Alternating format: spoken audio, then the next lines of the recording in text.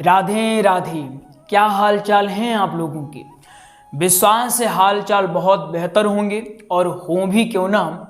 अब भागवत का अध्ययन कर रहे हैं और हाल चाल बढ़िया ना हो तब तो बुरी बात होगी ना।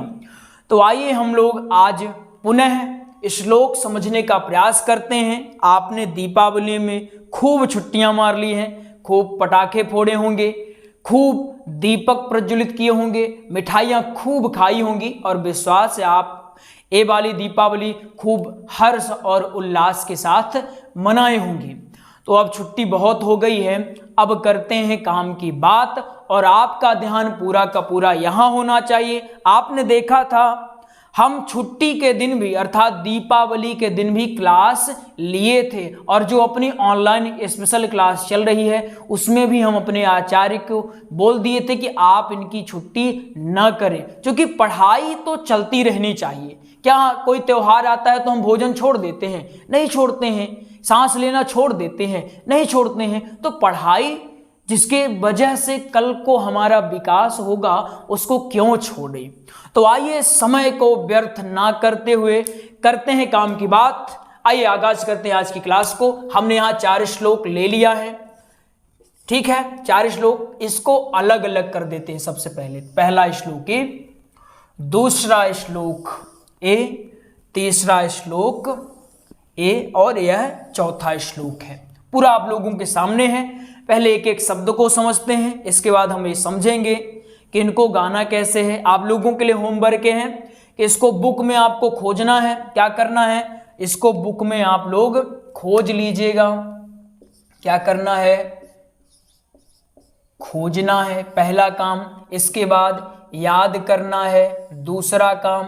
इसके बाद लिखना है, अपनी डायरी में लिखना है। 3 काम आपको करना है। कर लेंगे? मान लें विश्वास, पक्की बात, मान लें विश्वास ना, कर लेंगे ना? करना ही है, क्योंकि आप लोगों को कुशल वक्ता जल्द से जल्द बनना है तो काम तो करना पड़ेगा, मेहनत करनी पड़ेगी। आइए आगाज करते हैं। पहले एक एक शब्द को समझते हैं। क्या है एक एक शब्द? पहले लिखा है आत्मदेवः। क्या लिखा हुआ है? आत्मदेवः। इसके बाद लिखा है पुरे, इसके बाद है तस्मिन्, इसके बाद है सर्ववेद विशारदः। सर्ववेद विशारदः। क्या लिखा है? सर्ववेद विशारदः। इसमें कोई दिक्कत नहीं है। चलिए, फिर लिखा है श्रोतस्मार्तेषु।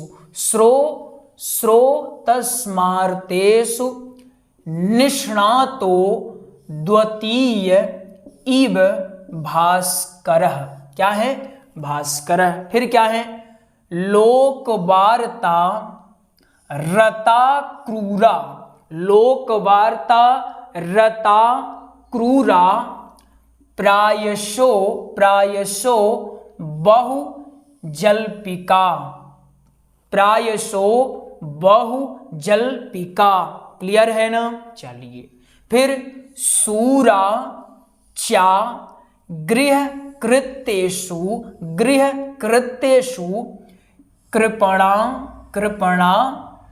कलह प्रिया। क्या है? प्रिया। ठीक है ना? चलिए, इसके बाद कथम रोदिस विप्रम त्वम का ते चिंता बलियसी। ठीक है। फिर वद त्वम सत्वरम मह्यम स्वस्य दुखस्य कारणम।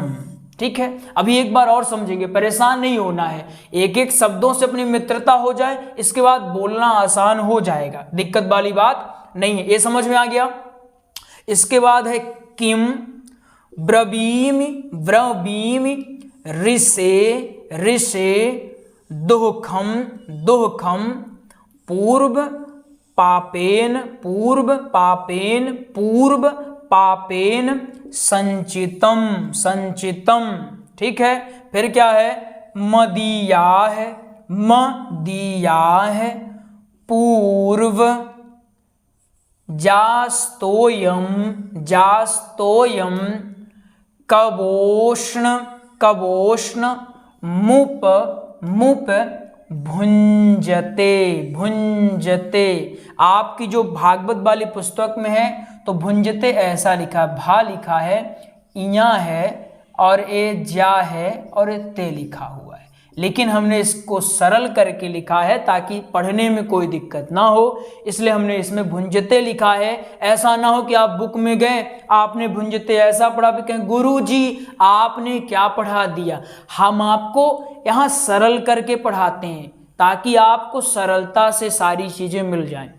आप स्वयं विचार करिए, अगर क्लास देखने के बाद भी सामग्री जटिल की जटिल बनी रही तो इतना समय व्यर्थ करने से क्या मतलब है ना। आप क्लास देख रहे हैं, टाइम इसमें दे रहे हैं, समय गुजार रहे हैं, अपना कीमती समय, और अगर आपको जैसा बुक में है वैसा यहाँ मिल जाए तो फिर क्या मतलब है, फिर तो बुक में पढ़ लेना, है ना। अगर सब कुछ बुक पढ़ने से हो जाए तो फिर नोट्स क्यों लें, हम क्यों नोट्स तैयार करवाएं, क्यों शुल्क लगाएं नोट्स में, है ना। ये बात होती है। तो हाँ, हमने सरलता से इसको बता दिया आपको, तो इसमें नहीं जाना है। चलिए, अब लगभग आपकी इसमें मित्रता हो गई होगी। अब पहचाने कैसे कि हमारी मित्रता हुई या फिर नहीं। पहचानने का बहुत सिंपल सा तरीका है। अब जैसे मान लीजिए हमने आपसे पूछ दिया, कोई भी कुछ भी ऐसे पूछ दिया कि ए क्या लिखा हुआ है, तो आप तुरंत यहाँ जाएं, गुरुजी ये तो बहुत सिंपल है, इसको तो हम आसानी से बता लेंगे। रिलैक्स होके पढ़ना है, ज़्यादा परेशान अपने को नहीं होना है, ठीक है ना। ये अगर पूछें क्या लिखा हुआ है तो आप तुरंत बता दें प्रायसो, प्रायसो क्या लिखा है, बहुजल्पिका, बहुजल्पिका। अगर हम ऐसे कहीं भी उंगली रख देते हैं ये क्या लिखा है तो आपको सोचना न पड़े कि ये क्या लिखा है, तुरंत उत्तर आना चाहिए चिंता लिखा है, ए बलियसी लिखा है, ए कारणम लिखा है, ए संजितम, ए पूर्व पापेन स्वस्य दुखस्य मह्यम सत्वरम त्वम वद किम ब्रवीमि ऋषे दुखम पूर्व पापेन मुप भुंजते। एकदम आपका कॉन्सेप्ट क्लियर होना चाहिए। जब कॉन्सेप्ट क्लियर है तो हमें श्लोक गायन में कोई भी समस्या का सामना नहीं करना पड़ता। समस्या तब हमें परेशान करती है जब हमें ये पता ही नहीं है कि ये लिखा क्या है, इसको पढ़ा कैसे जाता है, बोला कैसे जाता है, इसका उच्चारण कैसे किया जाएगा। जब हमें क्या आएगा, उच्चारण आ जाएगा, क्या आएगा, उच्चारण आ जाएगा तो गायन स्वतः आ जाएगा। कैसे आएगा, गायन स्वतः आ जाएगा, फिर गायन सीखना नहीं पड़ेगा। तो अब लगभग आपकी मित्रता हो चुकी होगी कि क्या लिखा हुआ है, क्योंकि हमने एक दो बार बता दिया। अब समझते हैं कि इसको व्यास पीठ पर बैठ करके गायन शैली में कैसे बोलना है। चलिए, आपका फोकस यहाँ होना चाहिए। तो हमने सबसे पहले पढ़ा था ए वाला श्लोक, श्लोक नंबर 1, ठीक है। चलिए इसको बता दें कैसे पढ़ना है। आत्मदेवः पुरे तस्मिन् सर्ववेद विशारदः श्रोतस्मार्ते सुनिष्णातो द्वितीय इव भास्करः। क्लियर हो गया? एक बार फिर देखिए ताकि एकदम क्लियर हो जाए।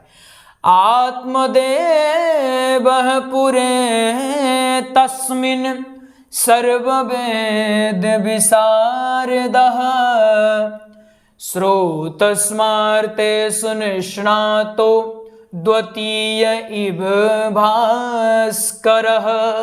चलिए क्लियर हो गया। अब दूसरा, लोक वार्तारता क्रूरा प्रायसो बहुजल्पिका। आहा, कितना मधुर श्लोक है। लोक वार्तारता क्रूरा प्रायसो बहुजल्पिका सूरा चा गृहकृतेषु कृपणा कलह प्रिया। कृपणा कलह प्रिया, ठीक है। फिर तीसरा नंबर देखिए। कथम रोदिस विप्रम त्वं काते चिंता बलियसी। कथम रोदिस विप्रम त्वं काते चिंता बलीयसी वदतुं सत्वरं मह्यं स्वस्य दुखस्य कारणम। ये भी क्लियर हो गया ना। चलिए इसके बाद फोर्थ नंबर क्या है, किम ब्रवीमिर्षे दुःखं पूर्व पापेन संचितम मदीयाः पूर्वजास्तोयं कबोष्णमुपभुञ्जते। क्लियर हो गया ना। एक बार में क्लियर ना हो तो आपके पास सुविधा है, वीडियो को असीमित बार देख सकते हैं। तो एक बार, दो बार, तीन बार देख लें, आपका कॉन्सेप्ट क्लियर हो जाएगा। और अगर फिर भी नहीं होता तो आपके गुरुजी आपके लिए ही हैं, तो कमेंट कर दीजिए गुरुजी हमको ये समझ में नहीं आया। तो आपको हम एक बार नहीं 100 बार और 100 तरीकों से बताने के लिए तैयार हैं, बस आप पढ़ने में मन लगाए रखिए।